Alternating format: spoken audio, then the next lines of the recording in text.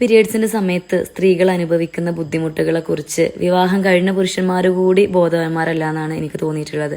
എല്ലാ പുരുഷന്മാരും ഇതിനെക്കുറിച്ച് അറിഞ്ഞിരിക്കണം. കാരണം അവർ ജീവിക്കുന്നത് അവരുടെ ഉമ്മമാരുടെയും പെങ്ങന്മാരുടെയും ഒക്കെ കൂടെ തന്നെയാണ്.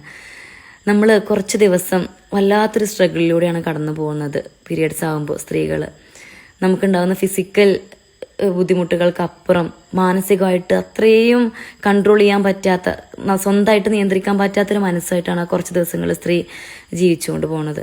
അവർക്ക് വെറുതെ ദേഷ്യം വരും, വെറുതെ സങ്കടം വരും, വെറുതെ കരയും. നിങ്ങൾ എന്തെങ്കിലും ചോദിച്ചാൽ ചിലപ്പോൾ പൊട്ടിത്തെറിക്കും. അപ്പോൾ നിങ്ങളതൊന്ന് മനസ്സിലാക്കിയാൽ മതി. അവരുടെ സ്റ്റേറ്റ് ഇതാണ്. ഹോർമോണൽ ചേഞ്ച് അവരുടെ ബോഡിയിൽ അത്രയും നടന്നുകൊണ്ടിരിക്കുന്ന സമയമാണ്.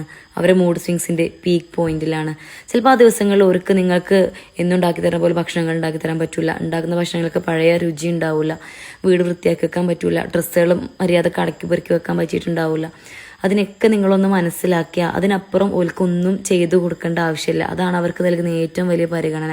നിങ്ങൾ അവരെ നോക്കണമെന്നോ അവർക്ക് വേണ്ടി നിങ്ങൾ ചെയ്തു കൊടുക്കണമെന്നോ ഒരു സ്ത്രീയും ആ സമയത്ത് ആഗ്രഹിക്കണില്ല. ഒന്ന് വെറുതെ വിടാൻ, ഒന്ന് ഫ്രീ ആയിട്ട് അവരെ വിടുക, അവരുടെ അവസ്ഥ മനസ്സിലാക്കുക, പ്രശ്നങ്ങളെ ഇങ്ങനെ കുറ്റപ്പെടുത്താതിരിക്കുക ആ സമയത്ത് അവർ ചെയ്യാത്ത കാര്യങ്ങളെക്കുറിച്ച്.